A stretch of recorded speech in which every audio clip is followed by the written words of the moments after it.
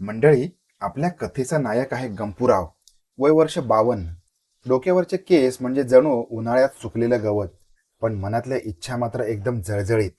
गंपूराव म्हणजे असे गृहस्थ जे घरात बायकोला होला हो म्हणतात, पण घराबाहेर पडले की जगातील सगळ्या गोष्टींचा अभ्यास करायला निघतात. एक दिवस आपले गंपूराव बाजारात भाजी आणायला गेले.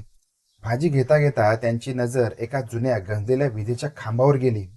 तिथे एका कागदावर लाल शाईनं लिहिलं होतं, फक्त 50 रुपयात मस्तपैकी चोखणी. एका रात्रीत सगळा ताण गायब.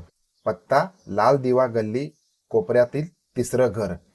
आत्ता गंपूरावांनी त्यांच्या तरुण मित्रांच्या घोळक्यात कधीतरी मुखम ऐकून किंवा चोखणी या शब्दांचा गहन अर्थ ऐकला होता. गंपूरावांच्या डोक्यात थेट तोच अर्थ फिट्ट बसला. त्यांनी चष्मा नीट केला, आजूबाजूला पाहिलं आणि मनाशीत हिशोब मांडला. अरेच्या, हल्ली बाजारात 1 किलो डाळ घ्यायला गेलो तरी 150 रुपये लागतात. साधी शेवभाजी खाल्ली तरी 100 रुपये होतात. इथे केवळ 50 रुपयात थेट सुख, तेही ताण गायब करणार. त्यांच्या मनात एकदम लड्डू फुटले. गंपूरावांचा ताण इतका वाढला की त्यांनी भाजीची पिशवी घरी ठेवली आणि थेट लाल दिवा गल्लीकडे जाण्याचा निर्णय घेतला. आता गंपूराव कधी आयुष्यात असल्या गल्ल्यांमध्ये गेले नव्हते. ते जसे त्या गल्लीच्या तोंडाशी आले तसं त्यांच्या पोटातील भीती ढवळून निघाली. गंपूराव कसे चालत होते माहितीये? एकदम चोर पावलाने. त्यांनी आधी डावीकडे पाहिलं, कोणी ओळखीचं तर नाही ना. मग उजवीकडे पाहिलं, साडूभाऊ तर दिसत नाहीत ना. मग खिशातून रुमाल काढला, तोंड पुसलं आणि धोत्राचा सोगा डाव्या हाताने गच्च धरला. जणू काही कोणीतरी त्यांचं धोतर ओढणारच होतं. त्यांचा पाय थरथर कापत होता. प्रत्येक पाऊल टाकताना ते स्वतःशीच पुटपुटत होते, देवा, सुखरूप पार पाडू दे रे बाबा, कोणी पाहू नये फक्त. गल्लीत एक कुत्रं झोपलं होतं. त्यानं नुसती मान वर केली तर गंपूराव 2 फूट उडाले. इतके ते घाबरले होते, पण मनातली ती इच्छा त्यांना पुढं ढकलत होती. लाजत मुरडत, कपाळावरचा घाम पुसत आणि चेहऱ्यावर एक गुळमुळीत हसू ठेवत गंपूराव शेवटी त्या तिसऱ्या घरापर्यंत पोचले. तिथे वर एक मंद लाल रंगाचा बल्ब जळत होता. त्या घरात दारात एक मोठ्या बाकावर एक जाडजूड बाई बसली होती. तोंडाला भरपूर पावडरीचा थर, ओठांना डार्क लाल रंगाची लाली आणि डोक्यावर अंबाडा. तिचं नाव होतं बायजाबाई. गंपूराव हळूच दाराच्या कोपऱ्यातून आत डोकावले. गंपूरावांना असं चोरून पाहताना बघून बायजाबाईंचा आवाज थेट गल्लीच्या बाहेर गेला. आता बायजाबाई खणखणीत आणि गावरान आवाजात म्हणाल्या, ए कोण हाय र तिकडं? दाराच्या आडून काय मांजरासारखा डोकावतोयस? यायचं तर उघडपणे यायचं, नाहीतर रस्ता पकडायचा. कळलं काय? काय पाहिजे र तुला? बायजाबाईंचा तो तोफेसारखा आवाज ऐकून गंपूरावांची बोबडी वळाली. त्यांनी आजूबाजूला पाहिलं. अगदी बारीक लाजाळू आवाजात म्हणाले, गंपूराव, ते ते मावशी, मी बाहेर पाटी वाचली होती, 50 रुपयांची. तर ते चोखणी मिळतंय ना इथं?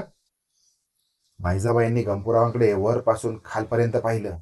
डोक्यावरचे 4 केस, हातात धरलेलं धोतर आणि चेहऱ्यावरचा तो केविलवाणा भाव. बायजाबाईंना वाटलं की बिचाऱ्या म्हाताऱ्याला रात्रीची फारच अडचण नडलेली दिसते. आता बाईजाबाईंनी मोठ्याने हसत टाळ्या वाजवल्या. अहो या या, या वयात मग हाऊस दांडगी आहे तुमची. गिराईक तर एकदम सात्विक दिसतंय, पण बघा आधी पैशाचा व्यवहार. 50 रुपयाची नोट आधी माझ्या हातावर ठेवा, मगच आतमध्ये पाऊल टाकायचं. गंपूरावांनी हात खिशात घातला. घामानं भिजलेली चुरगळलेली 50 रुपयांची नोट आणि ती बायजाबाईंच्या हातात दिली. बायजाबाईंनी चष्मा वर करून ती नोट तपासली. आता बायजाबाई मोठ्यानं हसत म्हणाली, या या, आत या की. गिराईक एकदम सात्विक दिसत होतं. 50 रुपये आधी जमा करा. आतल्या खोलीत गादी टाकले, तिथे जाऊन गपचूप आडवे व्हा. आमची महिना येईल आणि तुमचं काम करून देईल. आता गंपूराव मनातल्या मनात हसू लागले. गंपूराव आतल्या खोलीत गेले. खोलीत अंधार होता. फक्त एक छोटा दिवा जळत होता.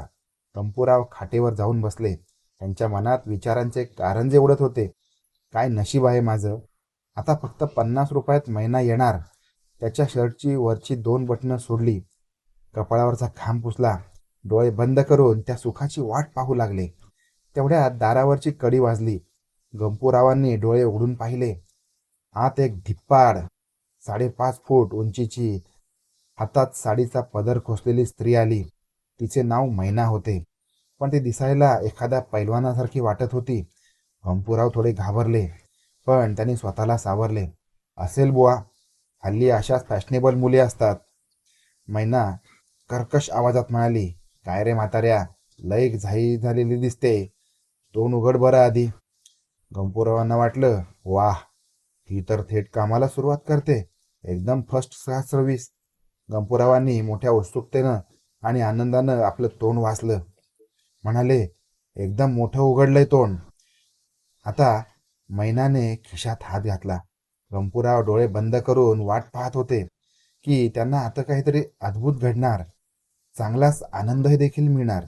तेवढ्यात मैनाने खिशातील एक वस्तू काढली आणि थेट गंपूरावांच्या तोंडात कोंबली.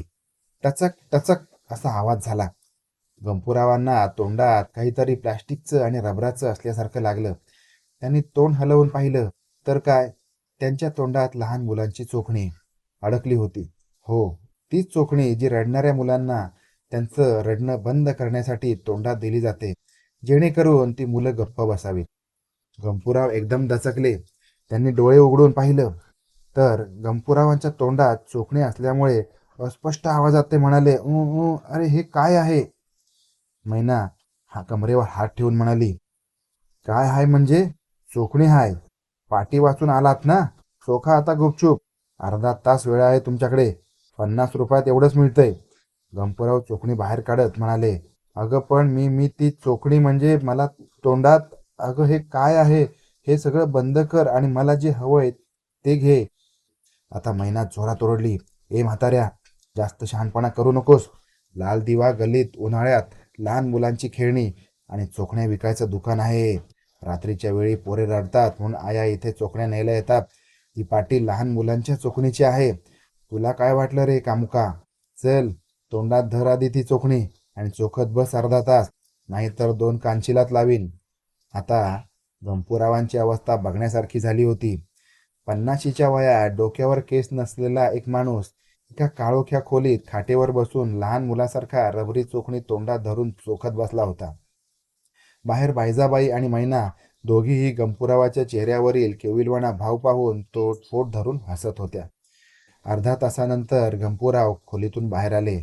तोंडात चोखणी धरून त्यांचे जबडे दुखायला लागले होते.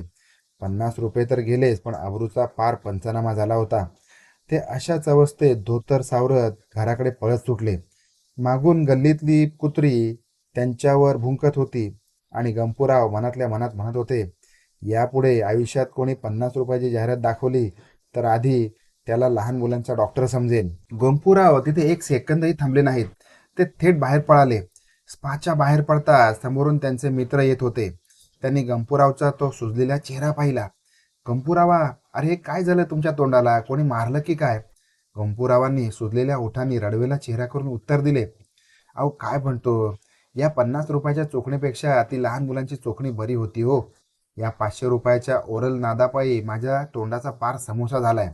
यापुढे कोणी जर मला ताण कमी करायचा सल्ला दिला तर मी सरळ झोपेची गोळी घेईन, पण असल्या थेरपीच्या नादाला लागणार नाही. गंपूराव घरी पोचले तेव्हा पार्वतीबाई म्हणजे त्यांची बायको त्यांना पाहून म्हणाल्या, अहो आज तर कमालच झाली. काल सुपारी खाऊन तोंड सुजलं होतं, आज काय अख्खा नारळ खाल्ला की काय. गंपूरावांनी शर्मेने मान खाली घातली आणि डोक्यावर पांघरून घेतलं. ते दुसऱ्या सकाळी सोडले. मित्रांनो, ही कथा तुम्हाला कशी वाटली ते मला कमेंट बॉक्समध्ये नक्की सांगा. अशा छान छान सत्य घटना, हास्य कथा मिळवण्यासाठी आपल्या चॅनलला आत्ताच सबस्क्राईब करा. भेटणार आहोत आपण अशाच एखाद्या नवीन कथेसह.